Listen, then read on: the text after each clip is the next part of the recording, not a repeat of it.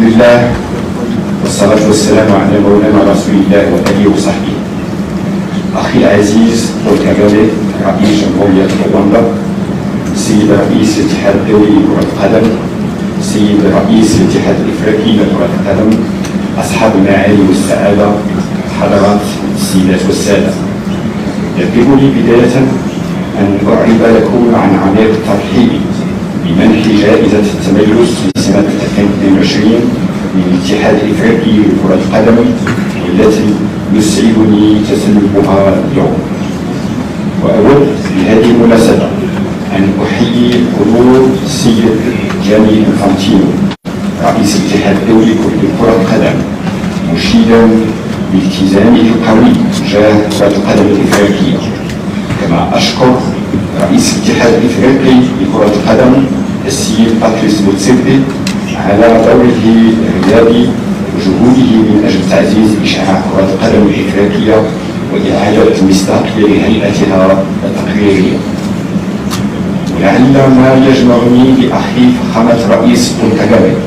الذي يحتفي به الاتحاد الإفريقي لكرة القدم أيضا اليوم هو ثقتنا الراسخة في قارتنا الإفريقية وفي شبابها وقدرتها، وهذا ما يحفزنا على العمل المتواصل بحماس لا يستكين ولا يرتق بالركن إلا ما حققناه من مكتسبات. أصحاب المعالي والسعادة، حضرات السيدات والسادة، لازلت متشبثا بالقناعة التي عبرت عنها في خطابي بمناسبة القمة 29 لقادة دول وحكومات الاتحاد الإفريقي في سنة 2019، الذي أكدت فيه أن مستقبل إفريقيا يبقى رهينا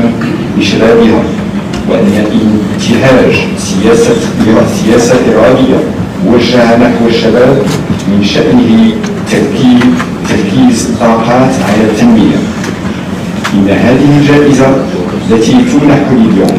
هي أولا وقبل كل شيء تكريم لعبقرية إفريقيا وشبابها المتألق، فهي تمثل بالنسبة لي اعترافا بالاختيارات التي انتهجتها من أجل توفير الظروف الكافية لإبراز هذه العبقرية والنهوض بها، وذلك لأن كرة القدم ليست رياضة فحسب، بل هي ثمرة بناء وعمل متواصلين. لقد حرصت دوما على جعل كرة القدم في بلادي المملكة المغربية ركيزة للنجاح ورافعة للتنمية البشرية المستدامة، فإن كانت تستأثير بقلوب الملايين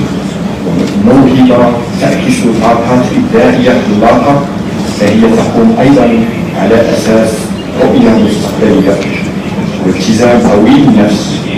وحكمة قوامها النجاح والشفافية والاستثمار في البنيات التحتية وفي رأس مال البشري. بقدر ما شرفت كرة القدم المغربية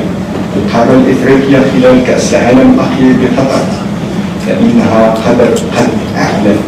من شأن القيم الإنسانية المتمثلة في روح المثابرة وإكرام الذات والدفع بالقدرات الذاتية إلى أقصى الحدود، وهي القيم التي حرصنا على ترسيخها من خلال ضم الرياضة إلى التربية، سعيا منا إلى توسيع قاعدة ممارسة كرة القدم بشكل خاص وتحريك الطاقات ومواكبة ما يتم اكتشافه من مواهب بما يناسب من تكوين وتأهيل. وقد أثبتت المملكة المغربية في مناسبات عديدة وبالعمل الملموس أنها تضع إمكانياتها وبنيتها التحتية وتجربتها لا سيما في مجال كرة القدم، رغم إشارة جميع البلدان الإفريقية الشقيقة الراغبة بدورها في جعل الشباب دعامة للأمل والنمو، وذلك لأن طموحي من أجل بلدي لا يضاهيه في جوهره سوى طموحي من أجل القارة الإفريقية. أصحاب المعالي والسعادة، حضرات السيدات والسادة، من هذا المنطلق أعلن أمام جمعكم هذا أن المملكة المغربية قد قررت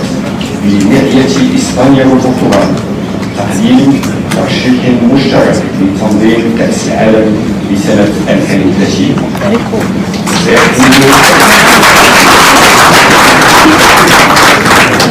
سيحمل هذا الترشيح المشترك الذي يعد سابقة في تاريخ كرة القدم عنوان الربط بين افريقيا واوروبا، بين شمال البحر الابيض المتوسط والجنوبي، وبين القاره الافريقيه والعالم العربي والفضاء المتوسطي. كما سيجسد اسمى معاني الالتئام حول افضل ما لدى هذا الجانب او ذاك، وينتصر شاهدا على تضافر جهود العبقريه والابداع وتكامل الخبرات والامكانات. والسلام عليكم ورحمة الله تعالى وبركاته. وحضر في يوم الخميس 16 شعبان 1440 هجرية موافق في 9 مارس 2023 ميلادية محمد السادس ملك المغرب.